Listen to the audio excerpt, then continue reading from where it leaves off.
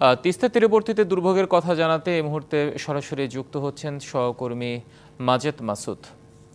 মাজেদ, প্রত্যেক বছরই তিস্তা তীরবর্তী মানুষের দুর্ভোগের শেষ থাকে না, এবার সেটি আরো বেড়েছে উজানের ঢলের কারণে। কেমন দেখছেন সেখানকার অবস্থা? হিমাদ্রি, আসলে আপনি ঠিকই বলেছেন। প্রথমে আপনাকে বলতে চাই, তিস্তা একটা পাগলা নদী। এই নদীর গতি প্রকৃতি অনুমান করা খুবই দুঃসাধ্য ব্যাপার, কেননা এই ভাটির দেশের ভোগান্তি কখন শুরু হবে সেটি নির্ণয় করে উজানের দেশ ভারত।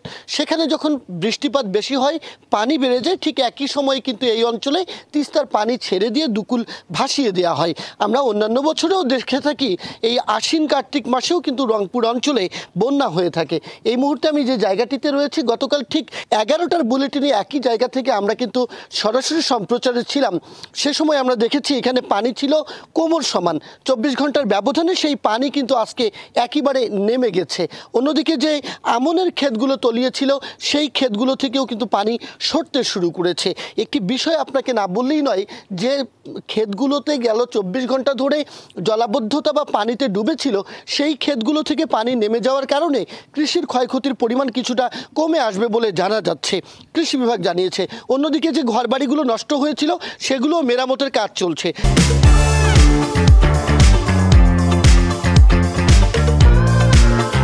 আমরা একটু এই বাড়ির লোকের সাথে কথা বলতে চাই, জানতে চাই পানি কখন থেকে নেমে গেছে, কি অবস্থা? আর 3টের সময় নামি গেছি। এখন কি বাড়ি মেরামতের কাজ করছে? হ্যাঁ, এখন বাড়ির কাজ করছি। অনেক ধন্যবাদ। আসলে আমরা শুনলাম হিমাদ্রি, যে এই বাড়িটি কিন্তু এখন মেরামতের কাজ চলছে। একইভাবে আশপাশের যে বাড়িগুলোতে জলাবদ্ধতা বা পানি উঠেছিল, সেই বাড়িগুলো কিন্তু এখন ঠিকঠাকের কাজ চলছে। তবে যেহেতু লালমনিরহাটের ডালিয়া ব্যারেজে গেল 24 ঘন্টায় পানি 44 সেন্টিমিটার কমে এসেছে এবং রংপুরের কাউনিয়া পয়েন্টে পানি 37 সেন্টিমিটার কমে এসেছে, সেদিক থেকে আমরা দেখছি তিস্তার পানি কমে যাচ্ছে। তবে এই পানিগুলো কিন্তু ভাটির দিকে যদি আরও যায়, তাহলে কুড়িগ্রামে ব্রহ্মপুত্রতে গিয়ে মিশবে। সেই কারণে ব্রহ্মপুত্রের পানি কিন্তু বাড়ছে।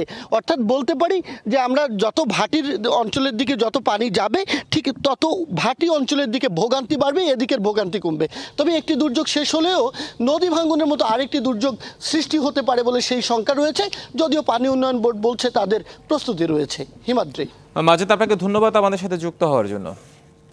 সহকর্মী মাজেদ মাসুদ জানাচ্ছিলেন তিস্তা তীরবর্তী মানুষের দুর্ভোগের কথা।